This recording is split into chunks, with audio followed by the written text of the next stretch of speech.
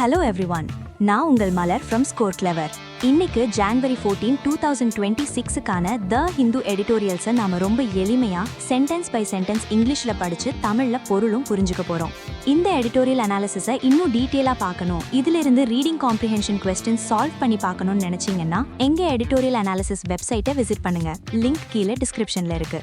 அது மட்டும் இல்லாம இந்த editorials-ல இருக்கிற எல்லா important vocabularies-உம் இருக்கிற premium PDF எங்க Score Clever Telegram channel-ல ஃப்ரீயா கிடைக்குது. சேனல்ல ஜாயின் பண்றதுக்கான லிங்க்கும் டிஸ்கிரிப்ஷன்ல இருக்கு. ஒரு சின்ன டிப், நான் எக்ஸ்பிளைன் பண்ணும்போது உங்களுக்கு புரியலன்னா feel free to pass the video. அந்த சென்டென்ஸை நல்லா அனலைஸ் பண்ணுங்க. மீனிங் புரிஞ்சதுக்கு அப்புறம் முடிஞ்சா அந்த சென்டென்ஸை 2 தடவை கொஞ்சம் சத்தமா படிச்சு பாருங்க. பிகினர்ஸ் இப்படி பண்ணீங்கன்னா ஜஸ்ட் 6 monthsல உங்க இங்கிலீஷ் நாலேஜ்ல ஒரு பெரிய இம்ப்ரூவ்மெண்ட்டை பாப்பீங்க. சரி வாங்க, இன்னைக்கான முதல் எடிட்டோரியல்குள்ள போகலாம். Today's first editorial title is Step Up, Language of Harmony on the Malayalam Language Bill. The rights of linguistic minorities must be protected in every state. Step Up, Language of Harmony. ஒரு படி முன்னேறுங்கள், நல்லிணக்கத்தின் மொழி.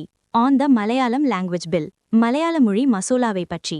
The rights of linguistic minorities must be protected in every state. ஒவ்வொரு மாநிலத்திலும் மொழி சிறுபான்மையினரின் உரிமைகள் பாதுகாக்கப்பட வேண்டும். The Malayalam Language Bill 2025. 2025ஆம் ஆண்டின் மலையாள மொழி மசோதா, which seeks to promote the language and passed by the Kerala Assembly. மலையாள மொழியை மேம்படுத்துவதை நோக்கமாக கொண்டு கேரள சட்டமன்றத்தால் நிறைவேற்றப்பட்ட இந்த மசோதா is being opposed by leaders in Karnataka. கர்நாடகாவில் உள்ள தலைவர்களால் எதிர்க்கப்படுகிறது. The concern that minority languages in the state, அந்த மாநிலத்தில் உள்ள சிறுபான்மை மொழிகளான particularly Tamil and Kannada would be adversely affected, குறிப்பாக தமிழும் கன்னடமும் பாதகமாக பாதிக்கப்படும் என்ற கவலை. adversely அப்படின்னா ஒரு விஷயத்துக்கு சாதகமா இல்லாம அதுக்கு எதிரா தீங்கா முடியறது, is misplaced and arises out of misunderstanding of the provisions. அது ஒரு தவறான கருத்து மற்றும் மசோதாவின் விதிகளை தவறாக புரிந்து கொண்டதால் எழுகிறது. The bill's objective is to provide for the adoption of the Malayalam language as the official language of the state of Kerala. இந்த மசோதாவின் நோக்கம் மலையாள மொழியை கேரள மாநிலத்தின் அதிகாரப்பூர்வ மொழியாக ஏற்றுக்கொள்வது, and for Malayalam to be used for all official purposes, மற்றும் அனைத்து அதிகாரப்பூர்வ நோக்கங்களுக்காகவும் மலையாளத்தை பயன்படுத்துவது. To provide for the use of the Malayalam language in all sectors in Kerala. கேரளாவில் உள்ள அனைத்து துறைகளிலும் மலையாள மொழியின் பயன்பாட்டை உறுதி செய்வது. Subject to the provisions of the Constitution of India. இந்திய அரசியலமைப்பின் விதிகளுக்கு உட்பட்டு இதை செய்வது. And to advance the overall progress and enrichment of the language. மற்றும் மொழியின் ஒட்டுமொத்த முன்னேற்றத்தையும் செழிப்பையும் மேம்படுத்துவதே ஆகும். The bill proposes the adoption of Malayalam as the first language for school children. இந்த மசோதா பள்ளி மாணவர்களுக்கு மலையாளத்தை முதல் மொழியாக ஏற்க பரிந்துரைக்கிறது. And measures to promote the language in various sectors. மற்றும் பல்வேறு துறைகளில் மொழியை மேம்படுத்துவதற்கான நடவடிக்கைகளையும் பரிந்துரைக்கிறது. From the judiciary to IT. நீதித்துறை முதல் தகவல் தொழில்நுட்பம் வரை. The bill states that Malayalam and Kannada linguistic minorities in notified areas, அறிவிக்கப்பட்ட பகுதிகளில் உள்ள தமிழ் மற்றும் கன்னட மொழி சிறுபான்மையினர் may correspond with the state secretariat, heads of departments and local state offices in their respective languages. மாநில செயலகம், துறை தலைவர்கள் மற்றும் உள்ளூர் மாநில அலுவலகங்களுடன் தங்கள் சொந்த மொழிகளில் கடித பரிமாற்றம் செய்யலாம் என்று இந்த மசோதா கூறுகிறது. And replies shall be issued in those languages. மற்றும் பதில்களும் அந்த மொழிகளிலேயே வழங்கப்படும். And that students whose mother tongue is not Malayalam, மேலும் தாய்மொழி மலையாளம் இல்லாத மாணவர்கள் may pursue education in other available languages in state schools. மாநில பள்ளிகளில் கிடைக்கும் பிற மொழிகளில் கல்வியை தொடரலாம். In accordance with the National Education Curriculum. தேசிய கல்வி கலைத்திட்டத்திற்கு ஏற்ப. Additionally, கூடுதலாக, students from other states or foreign countries studying in Kerala, whose mother tongue is not Malayalam, கேரளாவில் படிக்கும் மற்ற மாநிலங்கள் அல்லது வெளிநாடுகளைச் சேர்ந்த தாய்மொழி மலையாளம் இல்லாத மாணவர்கள் are exempt from writing Malayalam examinations at the 9th, 10th and higher secondary levels. 9ஆம் வகுப்பு, 10ஆம் வகுப்பு மற்றும் மேல்நிலை வகுப்புகளில் மலையாள தேர்வுகளை எழுதுவதிலிருந்து விலக்கு அளிக்கப்படுகிறார்கள். An earlier version of the bill, passed in 2015, 2015ஆம் ஆண்டு நிறைவேற்றப்பட்ட இந்த மசோதாவின் முந்தைய வடிவம் was languishing for the center's clearance for 10 years. மத்திய அரசின் ஒப்புதலுக்காக 10 ஆண்டுகள் முடங்கி கிடந்தது.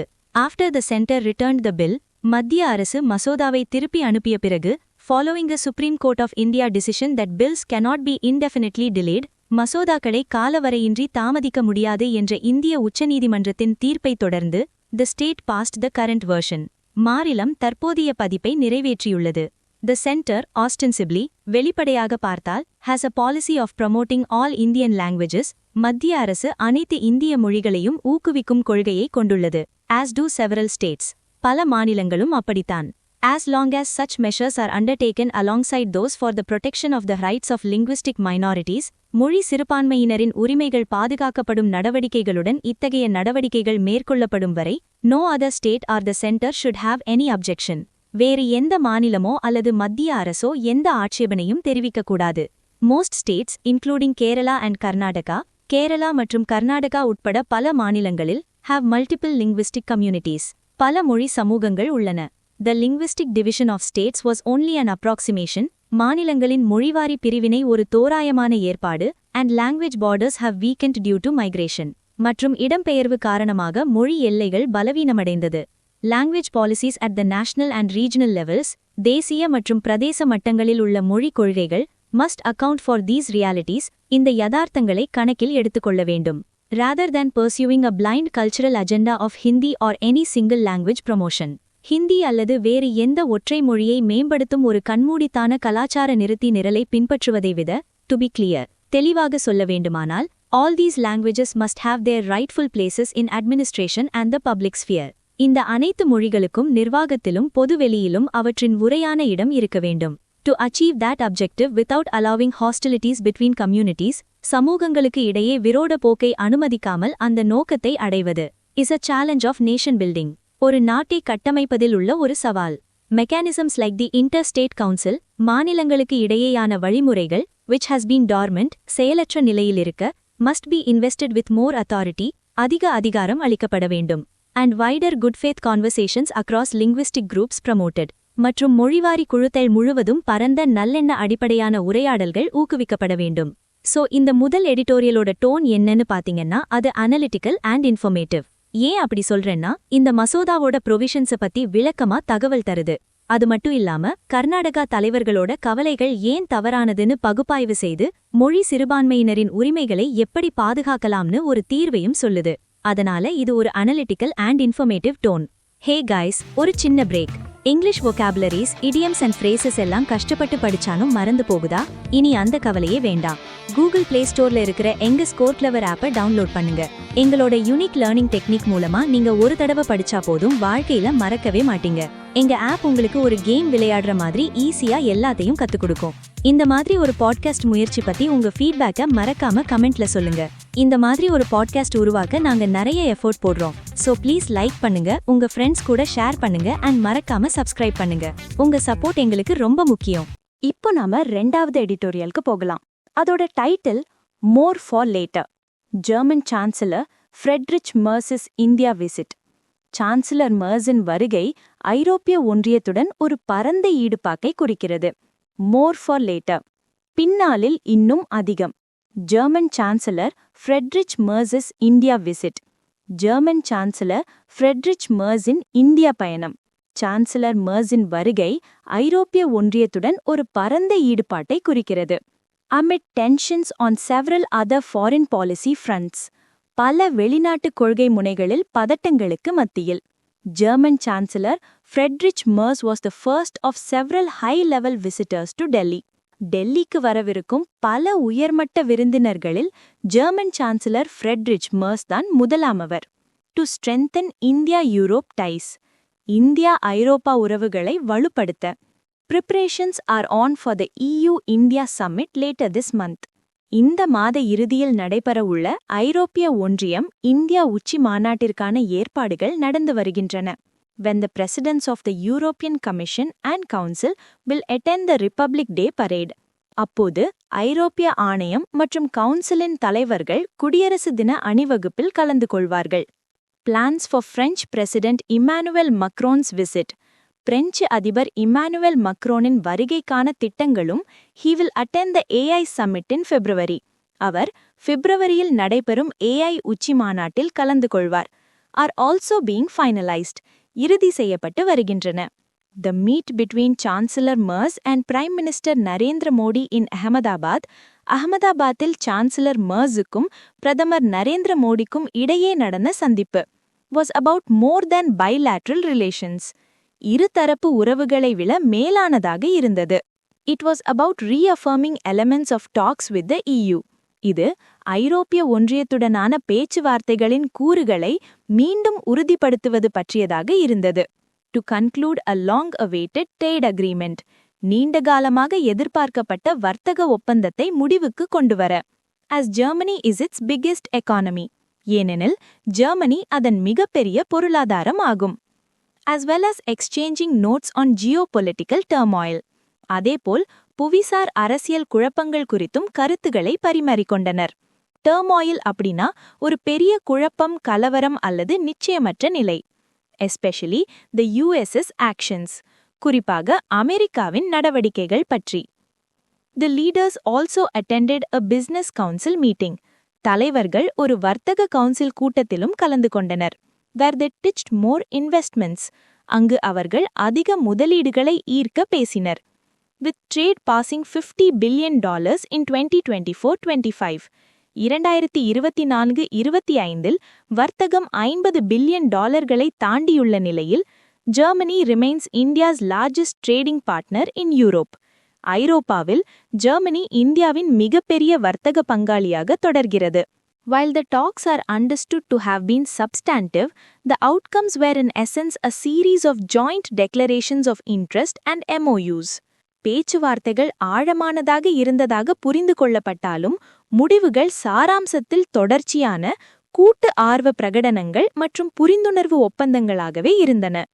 Among the JDIs signed, கையெழுத்திடப்பட்ட JDIsகளில் several deal with cooperation on strategic issues, பலவும் முக்கியத்துவம் வாய்ந்த பிரச்சினைகளில் ஒத்துழைப்பு தொடர்பானவை, including a defense industrial cooperation roadmap to promote collaborations and technology partnerships in defense equipment.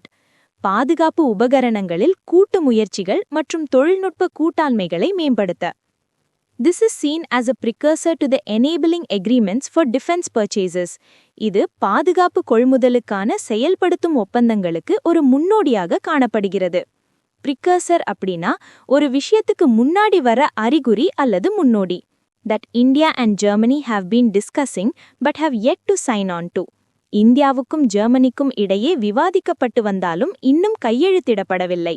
Where India and Germany have a less common view is on the Ukraine war. Ukraine போர் விஷயத்தில் தான் இந்தியாவுக்கும் ஜெர்மனிக்கும் இடையே ஒரு பொதுவான பார்வை குறைவாக உள்ளது. And the European contention that India must curtail its relationship with Russia. மேலும் இந்தியா ரஷ்யாவுடனான தனது உறவை குறைத்து கொள்ள வேண்டும் என்ற ஐரோப்பியர்களின் வாதம். கன்டென்ஷன் அப்படின்னா ஒரு வாதம் அல்லது ஒரு கருத்து. கர்டேல் அப்படின்னா ஒரு விஷயத்தை குறைக்கிறது அல்லது கட்டுப்படுத்துறது. Chancellor Merz may have overstepped. Chancellor Merz வரம்பு மீறியிருக்கலாம். as he sought to portray India's German defense relationship, இந்தியாவின் ஜெர்மன் பாதுகாப்பு உறவை அவர் சித்தரிக்க முயன்றபோது. as a means to reduce its dependence on Russian hardware. ரஷ்யாவின் இராணுவ தளவாடங்கள் மீதான சார்பு நிலையை குறைப்பதற்கான ஒரு வழியாக. The statement was refuted by Foreign Secretary Vikram Misri later. இந்த அறிவிக்கை பின்னர் வெளியுறவுச் செயலர் விக்ரம் மிஸ்ரியால் மறுக்கப்பட்டது. Refuted அப்படின்னா ஒரு கருத்து தவறுன்னு சொல்லி மறுப்பது. While Germany and the EU are also hoping for a closer dialogue with India on the Indo-Pacific, Indo-Pacific இந்த விவகாரம் தொடர்பாக இந்தியாவுடன் நெருங்கிய பேச்சுவார்த்தைகளை நடத்த ஜெர்மனியும் ஐரோப்பிய ஒன்றியமும் நம்புகின்றன.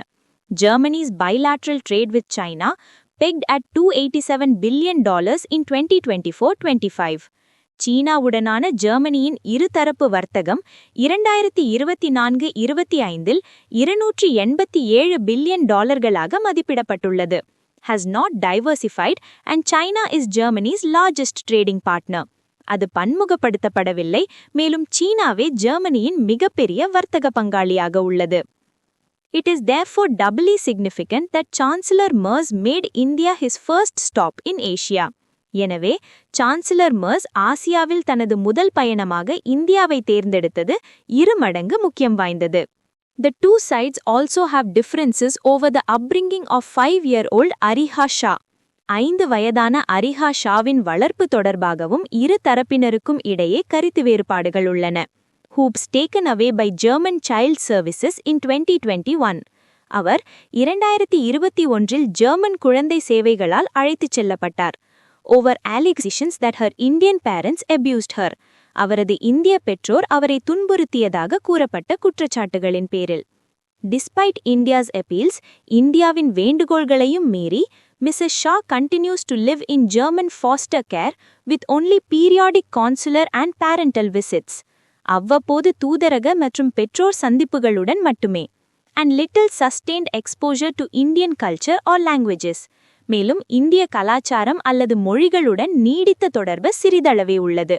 The case of an individual may seem less important. ஒரு தனிநபரின் வழக்கு குறைந்த முக்கியத்துவம் வாய்ந்ததாக தோன்றலாம், but should be resolved without further delay. ஆனால் அது மேலும் தாமதமின்றி தீர்க்கப்பட வேண்டும்.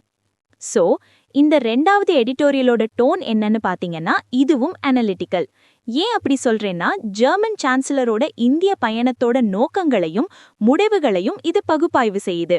எந்தெந்த விஷயங்கள்ல 2 நாடுகளும் ஒத்துப்போகுது, எந்தெந்த விஷயங்கள்ல கருத்து வேறுபாடு இருக்குன்னு தெளிவா அலசி ஆராயுது. அதனால இது ஒரு அனலிட்டிக்கல் டோன். ஓகே கைஸ், இன்னைக்கு எடிட்டோரியல்ஸ் முடிஞ்சுது. ஆனா உங்களுக்கான லேர்னிங் முடியல. தினமும் சாயங்காலம் 7 மணிக்கு எங்க டெலிகிராம் சேனல்ல நடக்கிற எடிட்டோரியல் vocab லீக் குவிஸ்ல கலந்துக்கோங்க. இது எடிட்டோரியல் vocabularyக்கான IPL மாதிரி. மாசம் நடக்கிற லீக். அதுல ஸ்கோர், ரிவார்ட்ஸ்னு ரொம்ப எக்ஸைட்டிங்கா இருக்கும். நீங்களும் இந்த vocab லீக்ல ஜாயின் பண்ணி உங்க vocabulary பவரை டெஸ்ட் பண்ணுங்க. சேனல்ல ஜாயின் பண்றதுக்கான லிங்க் கீழே டிஸ்கிரிப்ஷன்ல இருக்கு. See you there. நான் உங்கள் மலர் from Score Clever. Signing off. Bye bye.